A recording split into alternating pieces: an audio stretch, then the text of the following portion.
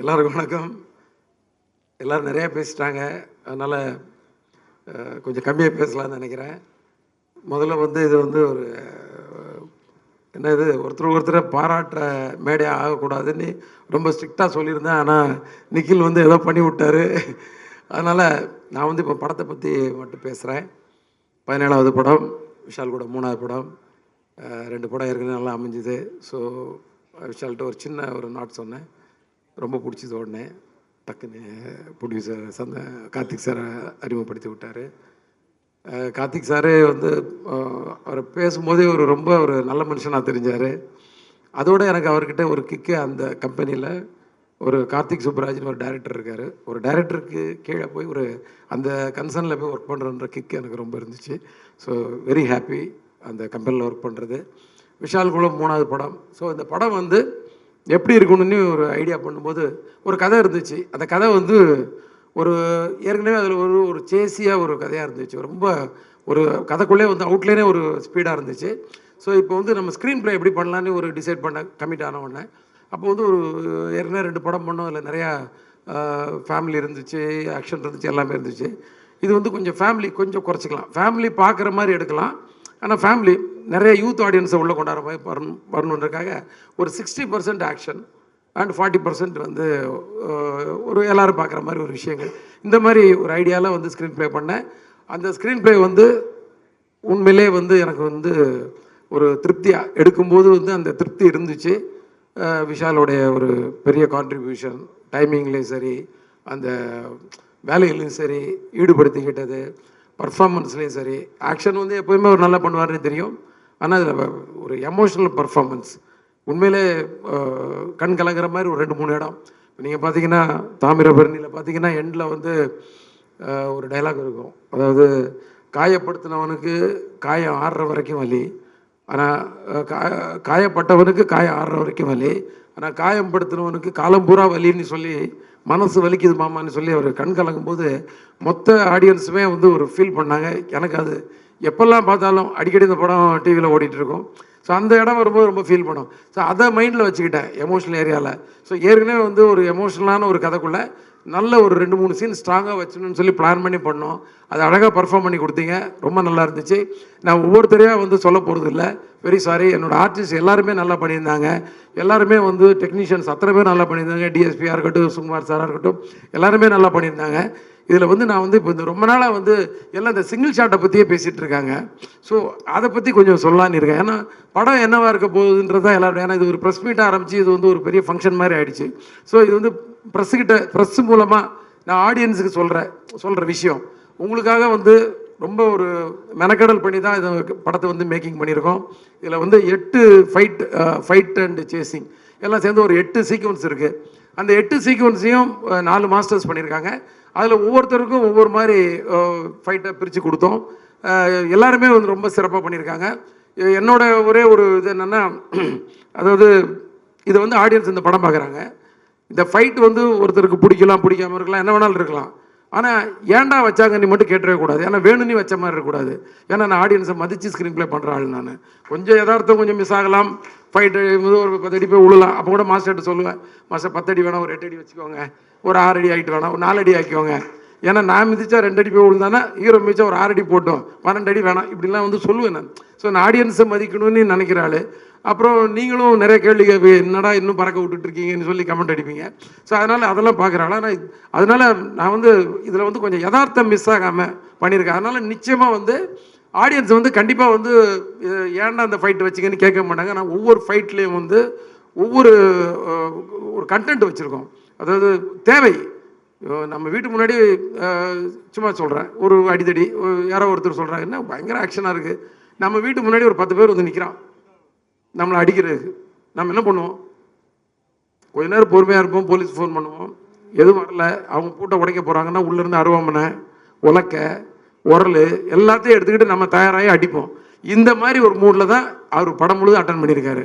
அதாவது ஒரு பிரச்சனை, அதை எப்படியாவது ஃபேஸ் பண்ணி ஆகணுன்ற கோணத்தில் எல்லாம் விரட்டி அடிச்சிருக்காரு, துரத்தி வெட்டியிருக்காரு. கதற கதற போட்டு என்னென்னமோ பண்ணியிருக்கிறாரு எல்லாரையும் ஏன்னா அந்த மாதிரி படமே வந்து கதையை வந்து பரபரப்புன்னு நீங்கள் டீசரில் பார்த்துருப்பீங்களா, ஒரு சின்ன ஒரு பரபரப்பு இருந்துச்சு. ஆனால் அந்த பரபரப்பு படத்தில் இருந்துக்கிட்டே இருக்கும். ஆனால் நான் ஒரே ஒரு தப்பு மட்டும் பண்ணல, என்னென்னா ஃபாஸ்ட்டாக கட் பண்ணுறன்ற சொல்கிற ஒரு பிளேமிங் இருந்துச்சு. அது வந்து ஒரு 10 வருஷம் முன்னாடி எல்லாம் ரசித்தாங்க. இப்போ வந்து நான் கொஞ்சம் லோக்கலில் எல்லா ஏரியாலையும் போய் ஒரு டீ கடை வரைக்கும் போய், இல்லை ஒரு ஆட்டோ டிரைவர் வரைக்கும் போய் எல்லார்ட்டையும் வந்து ஒரு ஐடியாலாம் கேட்பேன் நான், எப்படி இருந்துச்சு, என்ன மைனஸு. ஏன்னா நம்ம ஓடின படம் ஓடாத படம் எல்லாமே எடுத்திருக்கோம். ஸோ ஓடாத படத்தில் இல்லை ஏதோ ஒரு விஷயம் எப்படி பிடிக்குதா பிடிக்கலாங்கும் போது, இந்த ஃபாஸ்ட்டாக கட் பண்ணுறீங்க சார், அது வந்து இப்போ கொஞ்சம் எங்களுக்கு இன்ட்ரெஸ்ட்டாக இல்லை அப்படிங்கும்போது, சரி அப்போ எப்படி படத்தை ஃபாஸ்ட் பண்ணும்போது இந்த ஸ்க்ரீன் ப்ளே வந்து ஃபாஸ்ட் பண்ணிட்டேன். செம்ம பேஸில் இருக்கும் ஸ்க்ரீன் ப்ளே. அதில் ஒரு முக்கியமான சீக்வன்ஸ் தான் இந்த சிங்கிள் ஷாட் ஃபைட்டு. அதை பற்றி தேவி சார் தான் அதுக்கு முதல் ரசிகர்னு நினைக்கிறேன். ஏன்னா முதல்ல வந்து எடிட்டர் பார்த்து கட் பண்ணி அவர்கிட்ட தான் ஃபஸ்ட்டு காட்டினேன். பார்த்த உடனே அவர் வந்து ரொம்ப மெஸ்மரைஸ் ஆகிட்டார். சரி அப்போ நம்ம ஏதோ கொஞ்சம் வேலை செஞ்சுருக்கோம் போல இருக்குன்னு. என்னென்னா இந்த சிங்கிள் ஷாட் வந்து எதுக்காக எடுத்தேன்னா வேணும்னு எடுக்கலை, கண்டிப்பாக சிங்கிள் ஷாட்டில் எடுக்கணும்னு முதல்லலாம் தோணலை. அந்த ஸ்க்ரீன் ப்ளே பண்ணி ஒவ்வொரு ஃபைட்டும் ஒவ்வொரு மாதிரி எடுத்துகிட்டு வரணும்போது, இது வந்து ஒரு சீன் ஒன்று ஆரம்பித்து அந்த சீன் வந்து அப்படியே ஃபைட்டாக கன்வெர்ட் ஆகி அந்த ஃபைட்டு சேசிங்காக மாறி அதில் 3 வண்டி பிளாஸ்ட் ஆகி 4வது வண்டி துரத்திட்டு வரும்போது இந்த ஹீரோவும் ஹீரோயின் போகிற அந்த வண்டி வந்து ஒரு ஃபாரஸ்ட்குள்ளே போய் அது வந்து டிஸப்பியர் ஆகும்போது அந்த கடைசியாக துரத்திட்டு வந்த வண்டி கூட அந்த ஃப்ரேமில் போயிட்டுருக்கணும். இது எல்லாமே சிங்கிள் ஷாட்டாக இருக்கணும் அப்படின்னு டிசைட் பண்ணோம். அதை எப்படி எடுத்துன்றதை மட்டும் இப்போ ஒன்று சொல்கிறேன். எடுத்தோன்னே ஹீரோ ஒரு ஜீப்பில் வந்துட்டு இருப்பார், ஹீரோயின் வந்து ஒரு பஸ்ஸுக்குள்ளே இருப்பாங்க.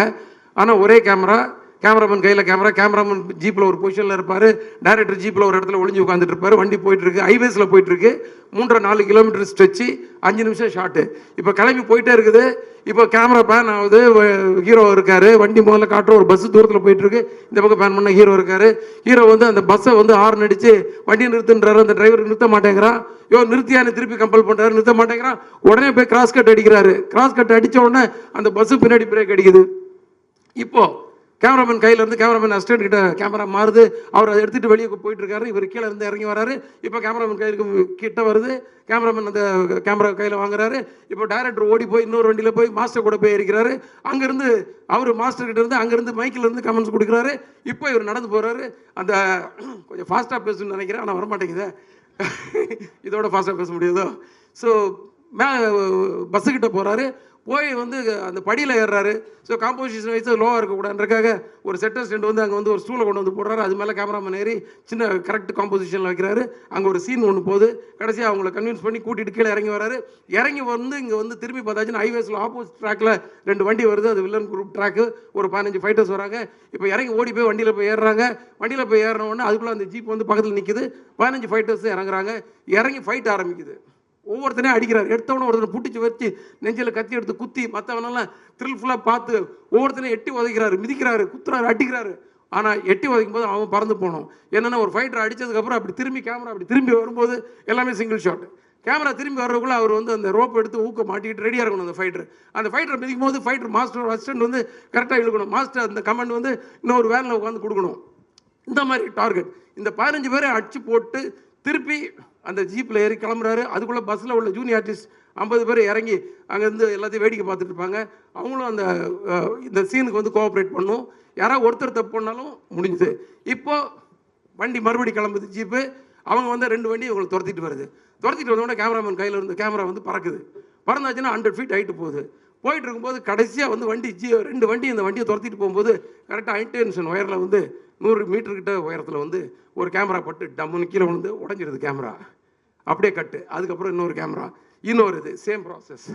அந்த ப்ராசஸில் இப்போ திருப்பி அந்த ஒயரோட ஹைட்டை மெஷர் பண்ணி 80 ஃபீட்டு ஹைட்டில் 100 மீட்டர் கிடையாது 100 ஃபீட் 80 ஃபீட் ஹைட்டில் அந்த கேமரா போயிட்டு இருக்குது. அங்கே போயாச்சுன்னா 2 வண்டி துரத்திட்டு போகுது. ஆப்போசிட்டில் 2 வண்டி வருது. இந்த வண்டியை மறிக்குது. இந்த வண்டியை மறித்த உடனே நின்று அங்கே வந்து வண்டி முன்ன பின்ன போகுது. இந்த வண்டி குறுக்க வருது. அந்த வண்டி ஒன்று இடிக்குது. அங்கே இருக்க ஃபைட்டர்ஸ் ஜிம்பாய்ஸ் எல்லாம் மேலே ஏறி இந்த வண்டி மேலே வந்து வெட்ட வராங்க, குத்த வராங்க, டம் விட்டு கண்ணாடி உடைக்கிறாங்க, எல்லாம் பண்ணுறாங்க. அது மீறி அடிச்சு தூக்கிட்டு இந்த வண்டி கிளம்புது. இது கிளம்புறதுக்கு முன்னாடி கேமரா மேலே இருந்து கேமரா கீழே வருது. கேமராமேன் எப்படி கையில் பிடிச்சாருன்னு தெரியல, பிடிச்சிட்டு அங்கேயும் ஓடுறாரு, சுற்றி ஓடுறாரு. கடைசியில் அந்த ஜீப்புக்குள்ளே போய் உட்காந்துக்கிறாரு. ஜீப்புக்குள்ளே போய் உட்கார்ந்த உடனே வண்டி கிளம்புது. கிளம்பி பிளான் பண்ணால் பின்னாடி 4 வண்டி துரத்துது ஒரு வண்டி வந்து ஒரு பெரிய போஸ்ட்டில் அடித்து பிளாஸ்ட் ஆகுது, அது மட்டும் சிஜி. பிளாஸ்ட் மட்டும் தான் சிஜி, ஆனால் ஷார்ட் கட் ஆகலை. அதுக்கடுத்தது ஒன்று வந்து டாப்பில் உள்ளே போய் ஒரு காவாயில் போய் விழுது, ஒரு பிரிட்ஜுக்குள்ளே போய் விழுது, அந்த விழுறது மட்டும் சிஜி. அதுக்கு அடுத்தது ஒன்று வந்து சென்டர் ஆஃப் த மீடியனில் வந்து அடித்து நொறுங்கி அந்த வண்டி தீ பிடிக்குது. இதை தாண்டி அவர் எஸ்கேப் ஆகி போய் ஒரு ஃபாரஸ்ட்குள்ளே போகிறாரு. இந்த 3.5 கிலோமீட்டரும் எங்களுக்கு கண்ட்ரோலில் வந்து அந்த ரோடு கிடச்சிது.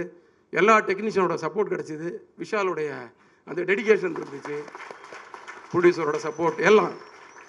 இது வந்து இதை சிங்கிள் ஷாட்டாக தான் எடுக்கணும்னு ஒரு பிடிவாதத்தோட நான் வந்து நிறைய பேர்கிட்ட பேசினேன், நிறைய டெக்னீஷியன்ஸில் பேசினேன். நிறைய பேர் ஸ்டிச் பண்ணிடலான்னாங்க, முடியாதுண்ணே. சில பேர் வந்து ரொம்ப ராவாக இருக்கும் சார், நாங்கள் ராவாக தான் சார் வேணும், ஆடியன்ஸ் ரொம்ப ராவாக தான் ரசிக்கிறாங்க இப்போது. அதுக்கு நமக்கு வெற்றிமாறன், ரஞ்சித் அவங்கெல்லாம் வந்து சில விஷயங்களை ராவாக கொடுக்குறத பார்க்கும்போது நிறைய படங்கள் பார்த்து நம்ம கற்றுக்கிறது தானே சார். அதுக்கெல்லாம் எனக்கு நல்ல இது இருக்குது. அதுக்கு ஒரு அடையாளங்களுக்கு எனக்கு டேரக்டர்ஸ் இருக்கிறாங்க. நீங்கள் ஒரு ராவாக ஒரு கண்டென்ட் கொடுத்தா ரசிக்க, நம்ம படமே கமர்ஷியல் படம் தான் இருந்தாலும் ஒரு கண்டென்ட் இப்படி கொடுக்கலான்னு எல்லார்ட்டையும் போராடி கடைசியில் எனக்கு கண்ணன் மாஸ்டர் கிடைச்சாரு. நிறைய பேர் அவர் சொன்ன உடனே சார் என்ன வேணாலும் பண்ணிடலாம் வாங்க சார், மாஸ்டர் அந்த ஃபைட்டை மட்டும் கம்போஸ் பண்ணி கொடுத்துருங்க, அடித்து முன்ன பின்ன நான் வச்சுருக்கேன், நீங்கள் உங்கள்கிட்ட சொல்கிறேன், நீங்கள் எடுத்துருங்க மாஸ்டர். ஸோ அவர் வந்து அது பண்ணிட்டார். ஸோ மனவலியோடு தான் அந்த வேலைக்கே போனேன் நான். ஏன்னா இது முடிஞ்சிருமா முடியாதான்னு சொல்லி திருப்பதியில் அது ஷூட் பண்ணோம். அப்படியே மலையை பார்த்து அப்படியே நின்றுட்டு இருந்தேன். நைட்டு 10:30 மணிக்கு அந்த லொக்கேஷனை பார்த்தேன். வண்டியிலே வந்து ஸ்பீடாமீட்டரை பார்த்து மெஷர் பண்ணோம். 3.5 kilometre divided by 7 sequence 50 every 500 metres ஒரு சீக்வன்ஸு. ஸோ இப்படி ஒரு கணக்கெல்லாம் போட்டுட்டு நைட்டு முடிச்சு காலையில் போனோம். விஷால் வந்தார், கடகடன்னு பிளான் பண்ணோம். ஒரு நாள் ஃபுல்லாக ரிஹர்சல். 2வது நாள் மத்தியானம் 3 மணிக்கு ஒரு டேக்கு, 5 மணிக்கு அடுத்த டேக்கில் வந்து ஓகே ஆகிடுச்சு.